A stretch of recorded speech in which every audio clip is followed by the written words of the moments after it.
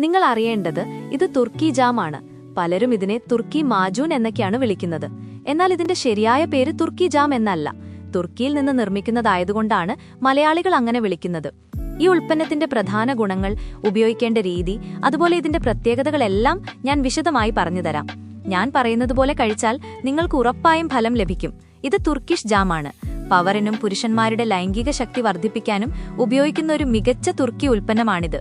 നിരവധി കസ്റ്റമേഴ്സ് വാങ്ങി പരീക്ഷിച്ചത് ശേഷം മികച്ച പ്രതികരണം അറിയിച്ചതിനാൽ ഇത് മാർക്കറ്റിൽ നല്ല ട്രെൻഡിംഗ് ആണ്. പ്രവാസികൾ നാട്ടിലേക്ക് പോകുമ്പോൾ വാങ്ങിക്കൊണ്ടുപോകുന്ന ഒരു ഉൽപ്പന്നമായതുകൊണ്ട് തന്നെ ഇതിന്റെ പേരിൽ നിരവധി വ്യാജ ഉൽപ്പന്നങ്ങളും മാർക്കറ്റിലുണ്ട്. ഒറിജിനൽ പ്രോഡക്റ്റ് വാങ്ങേണ്ടവർക്കായി ഞങ്ങൾ വീഡിയോയിൽ നമ്പർ കൊടുത്തിട്ടുണ്ട്. ബാക്കി കാര്യങ്ങളിലേക്ക് പോകാം.